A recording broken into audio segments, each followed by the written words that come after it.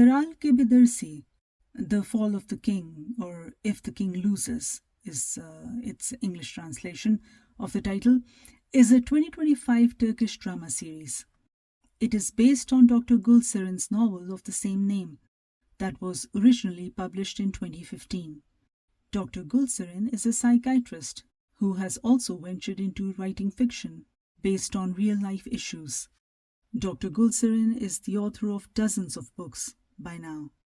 In The Fall of the King, or If the King Loses, she based the main character of Kenan Baran on an actual client of hers, whom she saw and treated for 20 years.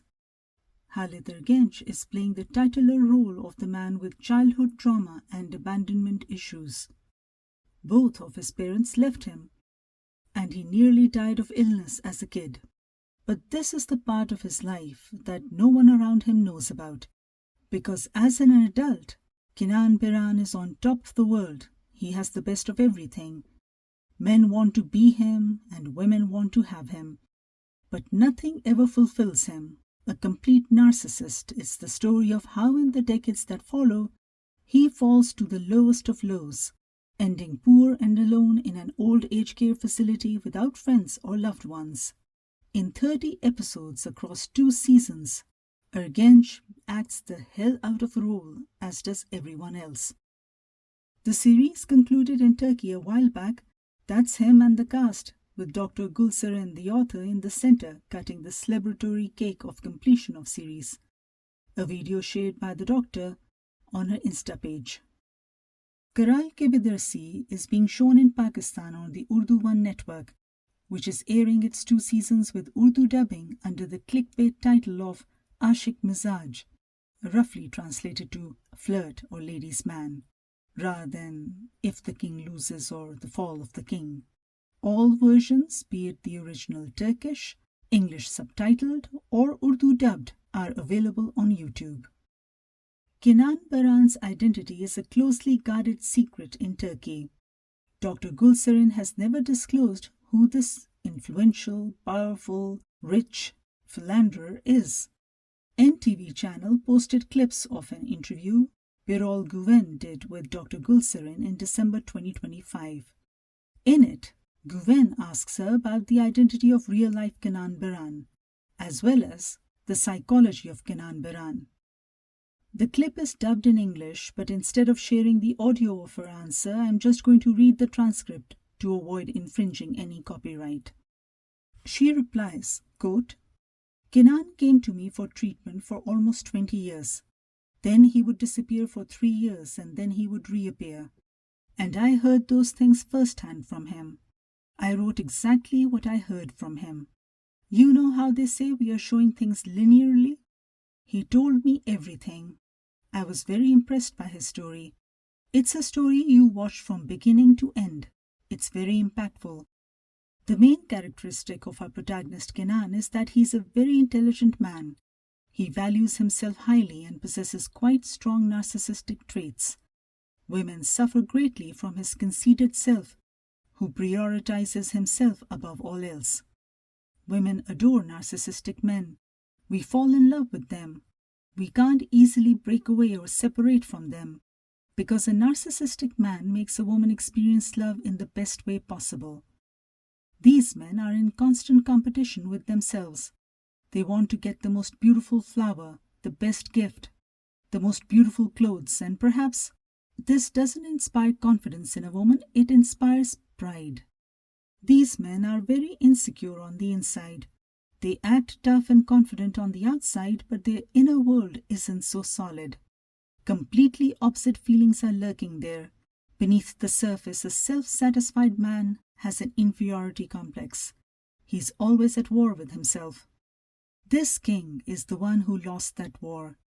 He had love affairs with countless women. Many women fell deeply in love with him, but ultimately all left him. But when he's abandoned by a woman he least expects, he becomes incredibly vulnerable. Another man wouldn't care so much. He would move on with his life. It's such a delicate sword that it can shatter him. That is how narcissistic traits make a man walk on slippery ground. And in this story, and I really love the messages in this story, we see divine justice. What goes around comes around. This man has hurt so many women, he's not even aware of it. He doesn't feel it because he's preoccupied with his own problems. How upset the woman is doesn't concern him, but there's divine justice. Secondly, the story offers hope that a person can change. I say this as a psychiatrist, it is not easy. It requires a lot of effort, but change, development, and evolution are always possible. And we want people to apply this change within themselves. Character of Kenan kept me busy for 20 years. And after 20 years, I said, I can't do it. I can't change this man. I even started this book with the title, This is a Story of Failure. But before the book was finished, I received news that completely cut us off. I said, wow, no effort goes unrewarded in life. It turned out that he had lived through that change, that transformation he hadn't shown me for years. He had been chasing happiness, had never found it. That wasn't the case. He found happiness in a nursing home. In the nursing home, he met the world, the realities of the world, love and sharing and helping others, and developed a completely different character. After Kenan stopped coming to me as a client, a considerable amount of time had passed, and a gentleman I did not know at all came to visit me. He had a huge notebook in his hand. He said, Mr. Kenan, she doesn't take the name of the person, has been writing down everything that he has experienced in the nursing home for years. He writes as if you are sitting across from him, writing to him. And I didn't hear these things from Kenan himself, but I read them with tears in my eyes. Even now, when I talk about it, I get very emotional. Life is so interesting. We can see things that make us think that there are so many secrets hidden beneath this. But we are still trying to uncover those secrets. I always say that a person's self-knowledge and discovery is one of the greatest secrets in the world. Unquote. This drama is the latest one in an emerging global trend of showing male trauma from men's perspective. In Pakistan, a few recent dramas have focused on psyche and emotional dilemmas of men. For example, 2021's monstrous hit Parizaad is based on Hashim Nadim's novel of the same name. And I'm going to give you the synopsis of the book from the review of the book that I did. Quote, Parizaad is a very dark brown-skinned, pimpled man, basically a visually unattractive person who suffers from low self-esteem throughout his life because of his looks and the irony of his name, which in English translates to a fairy's progeny, and how people in his mohalla, that is residential street, reinforce that he is ugly and assume the worst about him and have low expectations from him on the basis of his looks and low self-esteem and low confidence personality. He grows up believing that no one will ever love him for his own self unless he has beauty, money, power, etc. The novel shows 4 women who come into his life platonically, and the shallowness and hypocrisy that surrounds them, their circumstances, and their families. Hence, it is as much their story as it is of Parizaad's. I did not like the novel, but the Hum TV adaptation is a classic. Here the storyline has been changed, characters added, but it's more well-rounded than the actual novel. Parizaad here is a typical bonga guy with lackluster looks and personality who doesn't expect anything from anyone but is desperate to be heard, acknowledged and loved. Unquote. In 2020's Dushman-e-Jaan, Mohib Mirza's role suffered as an adult because of domestic violence he had seen his father commit against his mother. His anger and gaslighting issues towards his wife were shown to be a direct result of what happened between his parents. In 2024's TV drama Kabhi Main Kabhi Tum, Fahad Mustafa is shown as a gifted child with interest in gaming software who develops low self-esteem due to parental neglect. His parents constantly put him down in favor of his older brother, and he comes to believe as an adult that he's good for nothing. If you like dramas to reflect real-life issues and triumphs, then do watch the recently concluded Sharpasand on the menace in South Asian mohalla or street culture, where people don't mind their own business and gossip and intrude upon the lives of neighbors to destroy them, especially by questioning the character of women, whether they are single or married. Headlined by one of the greatest actors ever, Dushman-e-Jaan, with a good support cast, it's worth the time. The second drama recommendation is Aik Aur Pakeezah, created by the Kabhi Foundation in collaboration with Canadian government, which deals with cybercrime against unmarried couples.